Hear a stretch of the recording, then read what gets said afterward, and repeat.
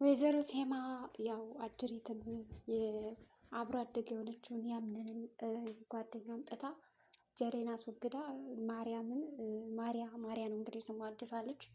ማርያን መተካት ፈልጋለች ማለት ነው። ለአምንን ሚስት ማድረግ የፈለገችው ማርያን ነው። ምክንያቱም ሌሎቹ በጣም ጥሩ አይደሉም፣ እንደገና ደግሞ እንትን አይሉም ብላ ስለምታስብ ማለት ነው። ማርያ ማለት የአብሮ አደግ ጓደኛው እንደመሆኑ ለአምነን ሚስት ትሆነዋለች፣ እንዲሁም ደግሞ ትመጥነዋለች ብላ ነበር ያሰበችው። ሰው ጀሪ ከአምነን ጋር አንድ ጥያቄ እንኳን መጠየቅ እድሉ አልተሰጣትም ማለት ነው። አምነን እንዴት ነው ብላ ለመጠየቅ ስሞክር ራሱ ወዲያውኑ ሴማ ትይዛታለች እንዳታናግረው፣ እንዲሁም ደግሞ ከእሱ ጋር አንዲትም ደቂቃ እንዳታወራ አትፈልግም እና በዛ ምክንያት ነገሮቹ እየተስተጋቡባት እንዲሁም ደግሞ እየተሰናከሉባት መጥተዋል ማለት ነው። በዛ ምክንያት ነገሮቹ ከአቅሟ በላይ ስለሆነባት አሁን ማድረግ ያለብኝ ነገር ምንድን ነው የሚለውን ነገር እያሰበችም አይደለም። ቢቸግራት ምንድን ነው ያደረገችው? ከቤሊን ጋር ሄዳ ማውራት እና መማከር። ቤሊን እንዴት ነሽ መግባት እችላለሁ ወይ በማለት ወደ ቤሊን በመሄድ ሰዎች ለምንድን ነው የሚቀየሩት የሚለውን እና እንዳዘነች አድርጋ ማውራት ፈለገች እና ቤሊን ደግሞ እዚህ ጋር ምክር ነው የሰጠቻት። ሰዎች ጥሩ ነገር ካሰቡ ጥሩ ነገር ያደርጋሉ፣ ክፉ ከሆነም በዛው ልክና እንደዛ ማድረግ የለብሽም። ስለዚህ ነገሮቹ ከአቅምሽ በላይ ከሆኑብሽ ምንም ልታደርጊ አይገባም እና አይዞሽ ይስተካከላሉ ነገሮች እያለች እየመከረቻት፣ እንዲሁም ደግሞ ጥሩ ጊዜ እንድታሳልፍ የሚታይ አንዳንድ ነገሮችን ለማስተካከል እየሞከረች ነው ማለት ነው። በዛ ምክንያትም ችግር የለውም እኔ ደህና ነኝ እያለችም ይመስላል። ደህና ነኝ ብትልም እንኳን ያን ያክል የተጋነነ ነገር እያደረገች አይደለም ያለችው። በሌላ በኩል እስኪ ጉዳዩ ይጣራልኝ።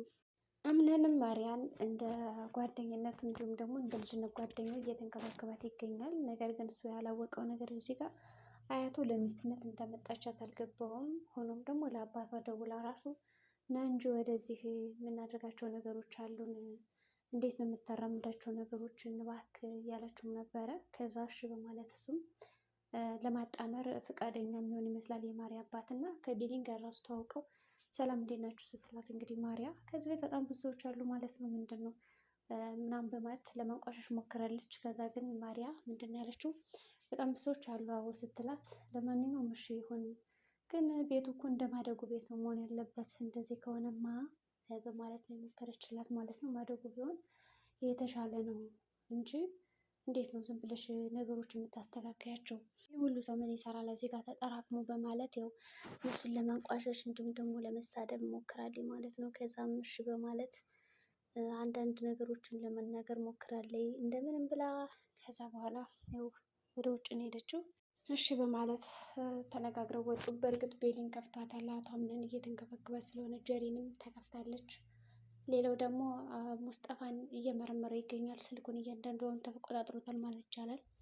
በእርግጠኝነት ላገኛት የሚችለው ሴፈንን በሙስጠፋ አማካኝነት ነው በማለት ጥርጣሬውን ስላደረገ ይሄ ነገር ጥሩ ነው እሺ በማለት ጉዳዩን አድርጓል ማለት ነው። ከዛም እንደሚሆነው ይሆናል። ከዛ በተጨማሪ ደግሞ ነገሮችን ለማስተካከል የሚያደርጋቸው አንዳንድ ነገሮች እንዳሉም ተነግሮታል። ሰው ለአቶ ሰለሞን ደውሎ አጣራልኝ በማለት የስልክ ጥሪዎችን እያንዳንዱ ንገረኝ ብሎታል። አሁን ሙስጠፋ ሊጋለጥ ይችላል ስልኩ ላይ ሲፈን ጋር እንዳወራ በቅርቡ ከዛ ሲጠይቅ አላውቅም ብሎ ምናምን እንደነበረ ይህን ነገር የሚያውቁ ከሆነ አለቀለት ማለት ነው። አለቀለት ደግሞ ማርያ ያው በሴትነቷን ተጠቅማ ለማማለል እየሞከረች ነው አምነንን። እንዲሁም ደግሞ በጣም ቆንጆ ነው እያለች ስታሞግሰው ነበር። በዚህም እሱ ተደንቆ ችግር የለውም እሺ እያለ ነገሮች ለማስተካከል እየሞከረ ነበር።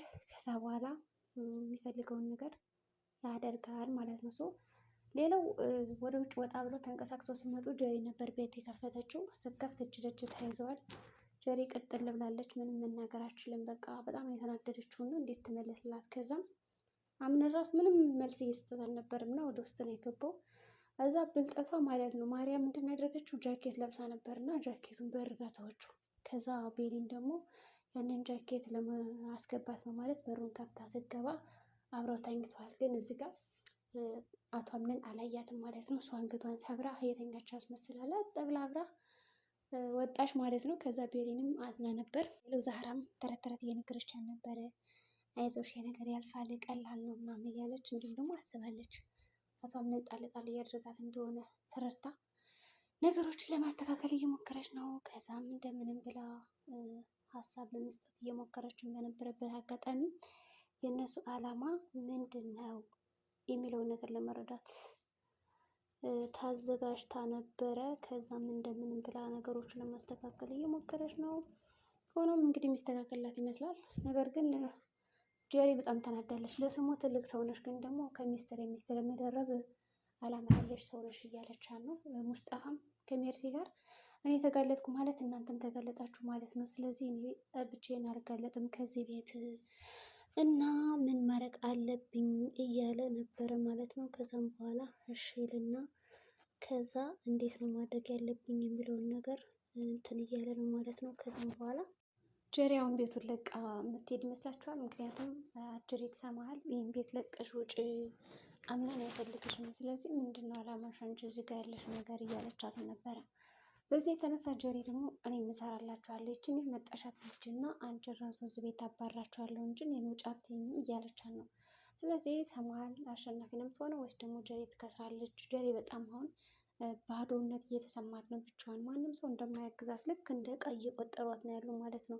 ይህ ነገር ደግሞ በጣም እያበሳቻት መጥቷል። ስለዚህ ምንድነው ታደርገው? ሰው ምንም ኃላፊነት የሚባለውን ነገር የዘነጋ ይመስላል። እዚህ ጋር ምንም እንኳን መርጦ ሚስቱ ቢያደርጋትም ግን ደግሞ ያቺ አዲሷ ልጅ ስትሳለቅባት ነበረ። የ80 ወረቀት አለሽ ወይ ባልሽ የሆነው እንዴት ነው እያለ በጣም ስታጣራት ነበር። እና በዛ መካከል ጀሪ ራሱ በጣም አፍራ ነበረ። የምትናገረው መልስ እስከ ማጣት ድረስ ደረጃ ደርሳም ነበር። የሚያሳዝን ሁኔታ ቤሊንም እሱን እየጠበቀች ነው። ጓደኛ ምስጢረኛ የረሳኝ ልጅ ከመጣች በኋላ እያለች ነው።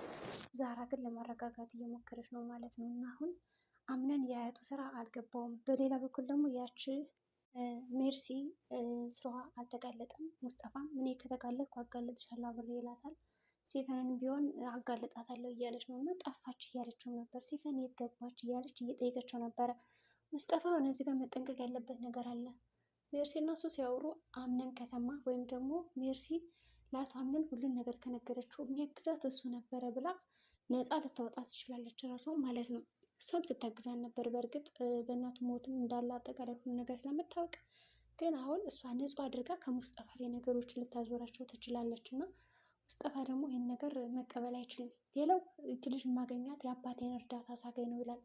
ሰው ያምነን አባት ምን አይነት ቢሆን ነው የሱን እርዳታ ካገኘው ላገኛት እችላለሁ እንጂ አለዛ አላገኛትም ብሎ ሌላ የቻለው ማለት ነው። ሲፈንም እስካሁን አልተገኘችም። ድምጥማጧን አጥታ ነው ያለችው። ከእስር ቤትም ተፈቷል። እናም ደግሞ ደስ ብሎታል። ያው ካለበት ነገር ለማውጣት እየተጣጣረ ነው ያለ። የምታሳዝነው እንግዲህ ቤሪ ናት። እስካሁን አልዳነችም፣ አልተሻላትም። ዝም ብላ ነገሮችን በዝምታ እየተከታተለቻቸው ነው። አሁን በጣም ያናደዳት አንድ ላይ ተኝተው ማየታቸው ነው።